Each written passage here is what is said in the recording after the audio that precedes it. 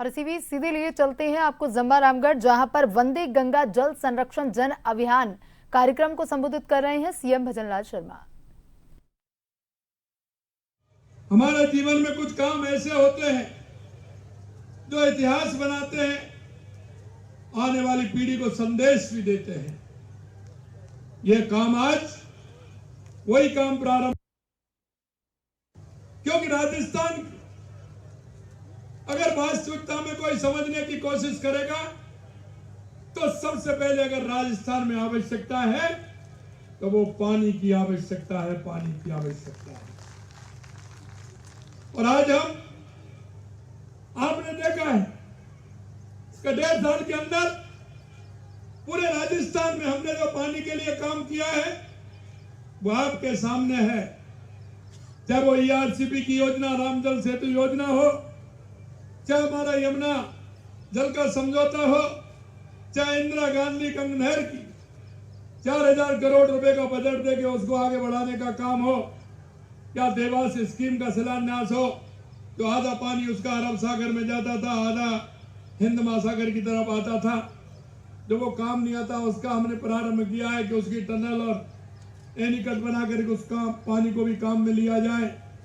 चाहे हमारी माई डैम की स्कीम हो, सोम कमला की स्कीम हो, नर्मदा की स्कीम हो, चाहे ब्राह्मणी से डैम बनाकर आने वाला पानी बनास के अंदर आए और राजस्थान को उस पानी का उपयोग हो, हमारी ये स्कीम हो। हमने एक के लिए नहीं, पूरे राजस्थान के लिए हमने देखा कि सबसे पहले आवश्यकता किस बात की है। हमें लगा कि पानी की आवश्यकता है। हमने पूरे राजस्थान के अंदर हमारी नदियों से जोड़ करके हमने उसको प्रावधान निकाल करके कि हमारा राजस्थान पानी में कैसे आत्मनिर्भर बन सकता है। मैं आपको बता कि आपने जिस तरह से रामगढ़ बांध को फिर एक बार जल से भरपूर करने के लिए जो श्रमदान के लिए आप सब लोग आए हैं, अभी आप नहीं देख रहे थे, मैं अभी मेरी माता बहनों को मैं देख रहा था, क्योंकि तगाड़ी फावड़ा की अभी ट्रॉली आई थी। मेरी माता बहनें तगाड़ी और फावड़ा लेने के लिए दौड़ पड़ी कि उनकी इतनी वो है कि हम इस रामगढ़ बांध को श्रमदान के माध्यम से इसको हम पुनर्जीवित करने का काम करेंगे। एक विश्वास जरूर मैं आप सभी को दिलाता हूं मेरे भाई और बहनों कि आपकी एक एक पसीने की बूंद जो आपका श्रम होगा, ये रामगढ़ बांध वो अमृत की बूंद बनेगी। ये मैं आपको विश्वास दिलाता हूं। जब माननीय 26 तारीख को माननीय कोठारी जी ने एक मीटिंग बुलाई थी, उससे पहले मेरे से चर्चा की कि हम रामगढ़ बांध के लिए अमृत जलम जो हमारा प्रयास चल रहा है उसको हम आगे बढ़ाना चाहते हैं। मेरे से चर्चा के बाद हमने कहा कि आप सभी को बुलाइए, जनप्रतिनिधि को सभी का साथ लीजिए, क्योंकि जनप्रतिनिधि अगर आगे आते हैं, सच्चे मन से आते हैं, सच्चे भाव से आते हैं, तो मैं आपसे कहना चाहता हूं जनता भी उनका साथ देती है, जनता भी उनके साथ खड़ा हो जाती है। जब आपने 26 को मीटिंग बुलाई थी तो कई प्रयास उसमें हुए थे। हम 1 तारीख को एक कार्य प्रारंभ करें, 2 को करें। मैंने कहा मैं इसको पूरे राजस्थान के अंदर होने वाला है, इसकी हमारी योजना बन गई है। हम 5 तारीख को पर्यावरण दिवस भी है और गंगा दशहरा भी है। और मित्रों, आप सब जानते हो कि गंगा दशहरा का हमारे क्या महत्व है। गंगा दशहरा वो दिन है जो भागीरथ जी के प्रयास से, उनकी तपस्या से मां गंगा का इस पृथ्वी पर अवतरण हुआ था। और जब अवतरण हुआ था, पूरी पृथ्वी पर गंगा मां का अवतरण हुआ और उसी का हम अनुसरण करते हैं। और हमारे सनातन में इसकी मान्यता भी है कि गंगा दशहरा के दिन कोई भी तालाब होगा, कोई भी सरोवर होगा, कोई भी नदी होगी, कोई भी बावड़ी होगी, कोई भी कुआं होगा, उसमें मां गंगा का अवतरण होता है, जिससे कि सुबह स्नान करके हम बाबा भोले शंकर का जलाभिषेक करते हैं। ये हमारी मान्यता है। और मुझे विश्वास है कि आज ये काम प्रारंभ हुआ है पूरे राजस्थान के अंदर। मैं आपसे कह सकता हूं, क्योंकि मैं जब घर से निकला था, घर से बाहर आया तो बारिश हो रही थी, रास्ते में भी बारिश होती हुई मिली। मैंने अरावली श्रृंखला में एक पेड़ मां के नाम वृक्षारोपण किया तो बहुत अच्छी बारिश हो रही थी। मैंने कहा ये कार्यक्रम नहीं हो पाएगा। भगवान से मैं कह रहा था कि बारिश होगी, तो अभी हमने कोई टेंट की व्यवस्था तो की नहीं है। तो देखिए भगवान की कृपा क्या है, गर्मी भी नहीं है और बारिश भी नहीं है, आप सभी लोग बड़े आराम से बैठे हैं। मैं हमेशा कहता हूं कि जो सच्चे मन से काम करेगा, जनता के प्रति और जन भावना के प्रति अगर आपका आदर और सम्मान होगा, निश्चित रूप से ऊपर वाला वो मदद करता है, वो मदद करता है। और मैं इस बात को कह सकता हूं कि आपका यह श्रमदान यह बहुत आवश्यक है, और यह पूरे राजस्थान के अंदर श्रमदान चल रहा है। और यह मैंने आज नहीं कहा, यह मैंने पिछली बार जब बारिश हो रही थी, भगवान की कृपा थी कि सभी के सभी बांध भर गए थे, हमारा वाटर लेवल भी ऊपर आया। हमने उसी समय कहा था कि जो पानी हमारा वेस्ट जाता है, बह जाता है, उस पानी को रोकने का काम हमारा है। और मैं आपसे कहना चाहता हूं, लगातार आप देख रहे हैं, लोग मेरे से कहते हैं कि यह तो असंभव है, यह कैसे संभव हो गया। मैंने कहा आप देखते जाइए, पूरा संभव होते जाएगा और आने वाले समय में राजस्थान के अंदर पानी की किसी भी तरह से कोई कमी नहीं रहेगी। मुझे ताज्जुब इस बात का हुआ कि जब मैं सीआर पाटिल जी के पास यमुना समझौते के लिए मैं जब दिल्ली गया था, तो उन्होंने हमारे प्रवासी राजस्थानी जो भाई थे, उनके 20-25 लोगों को बुला रखा था। मुझे पता भी नहीं था वो किस काम के लिए उन्होंने बुलाया, लेकिन जैसे ही मेरी पहली मीटिंग समाप्त हुई, दूसरी मीटिंग के लिए उन्होंने कहा एक मीटिंग अभी और है आपकी। ये प्रवासी राजस्थानी ये राजस्थान के लिए काम करना चाहते हैं, क्योंकि इनको पता है कई भाई तो हमारे पानी की वजह से ही पहले गए थे, उनको पता है कि राजस्थान में पानी की कैसी महत्ता, कैसी भूमिका होनी चाहिए। उन्होंने कहा कि ये राजस्थानी प्रवासी भाई जो हमारे हैं, ये राजस्थान के 45,000 गांव में ये जल संचय का काम करेंगे, या ट्यूबवेल लगाएंगे जिससे कि जल संचय हो सके, हमारा वाटर लेवल बढ़ सके।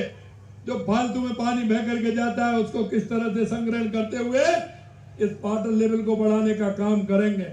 और मैं आपको विश्वास दिलाना चाहता हूं, इस तरह की हमारी 4 बैठकें हुई हैं, और बैठक ही नहीं, काम भी प्रारंभ हो गया।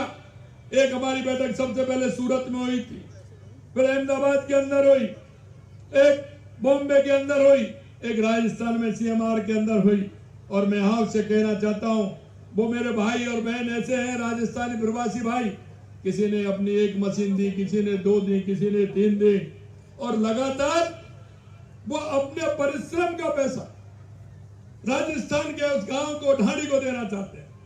और ये कर्म भूमि से मातृभूमि का अभियान चल पड़ा है, वो भी चल रहा है। और आज ये हमारा वंदे गंगा अभियान, जल संरक्षण और जन अभियान के तहत ये भी हमारा चल पड़ा है।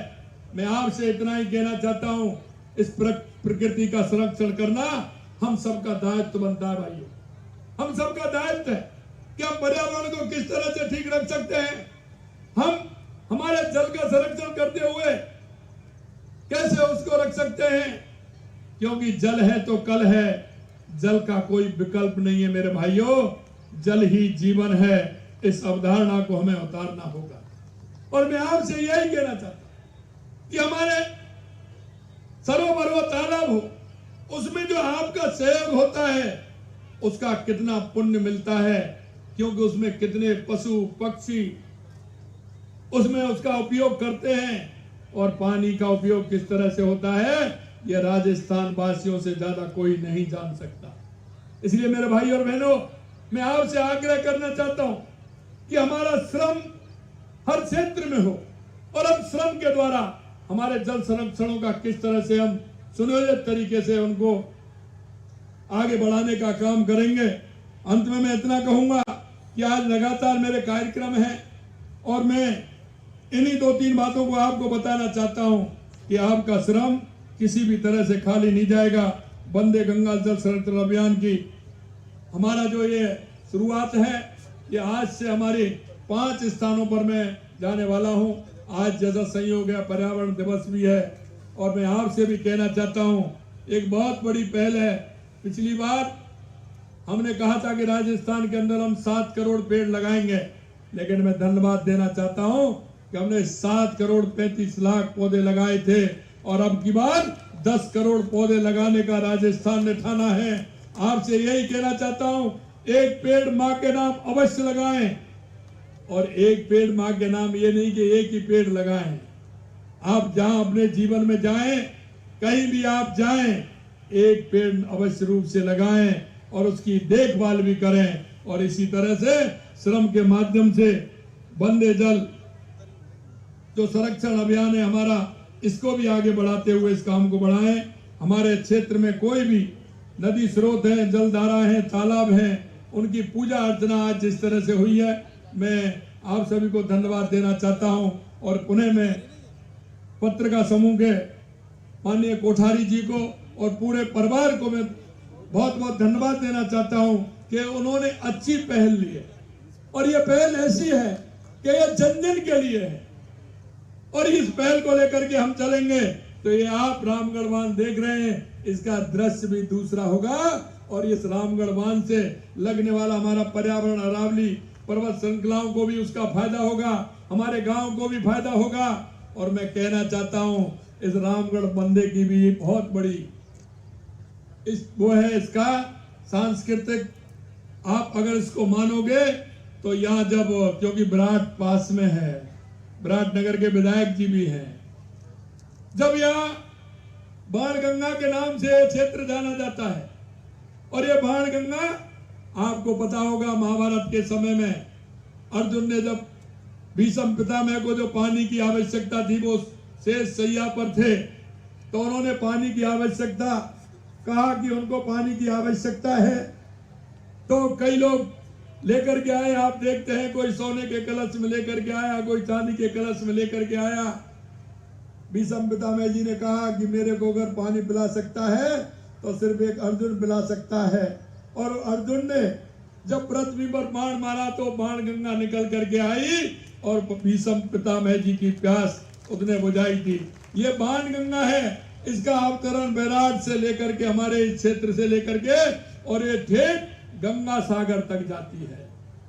ये गंगा सागर तक जाती है, जहां से बहते हुए आगे बढ़ती है दौसा, महुआ, भरतपुर, और वहां से उत्तर प्रदेश चंबल में मिलती है, चंबल से यमुना में मिलती है, और यमुना से गंगा में मिलती है, और ये आपकी गंगा की धारा ठेठ गंगा सागर में पहुंचती है। इसका बहुत ही बड़ा महत्व है।